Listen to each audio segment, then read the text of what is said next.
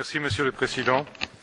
À l'occasion du 60e anniversaire de la signature des conventions de Genève, il nous paraît opportun de nous pencher sur les engagements pris en 1993 à Vienne en matière de respect et promotion du droit humanitaire.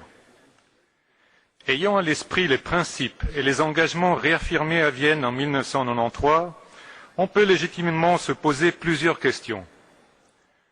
Pourquoi 3400 personnes, dont un millier de femmes, désarmées et renfermées dans un camp, ont été brutalement attaquées par divers corps de forces de sécurité du gouvernement irakien?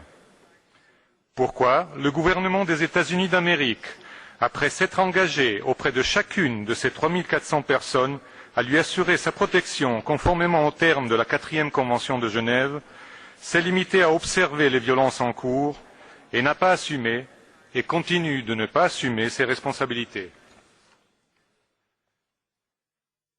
La 4e Convention stipule spécifiquement que si la puissance qui a accepté les personnes protégées n'applique pas les dispositions de la Convention, la puissance par laquelle les personnes protégées ont été transférées doit prendre des mesures efficaces pour remédier à la situation.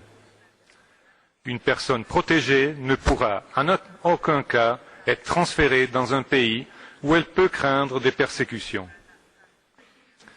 Monsieur le Président, si le caractère universel des droits humains et des libertés fondamentales est incontestable, il est indispensable que le Conseil se penche également sur des situations particulières comme celles que vivent les Iraniens résidant au camp d'Ashraf en Irak, afin que l'esprit de Vienne se perpétue et que la question des droits humains poursuive son chemin vers la dépolitisation.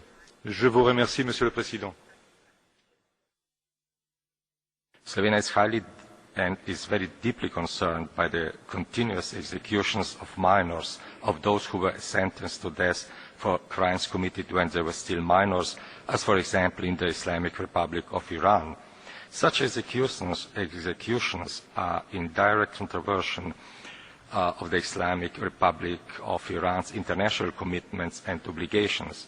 Slovenia urges the Islamic Republic of Iran to comply with international law and immediately halt all pending executions of all minors and those sentenced to death for committing crimes when they were still minors, taking into the consideration alternative sentences for such persons.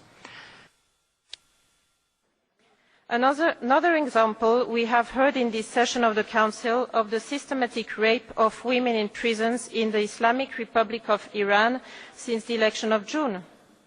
We could cite many more examples, but these cases demonstrate once again the total lack of women's equality or even the most basic standards of civilized behavior towards women in certain states.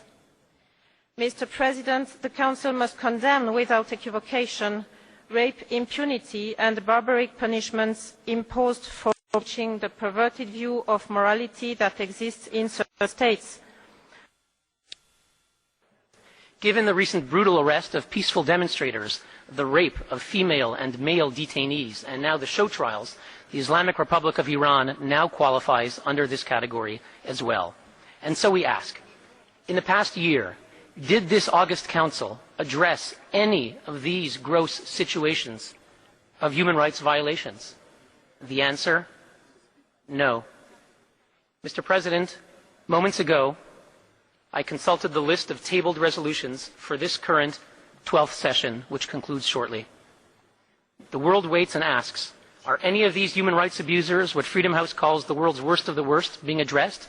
The answer, I'm sorry to say, no.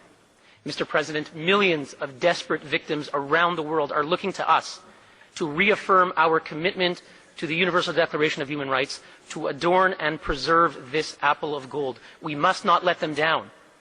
Thank you, Mr. President.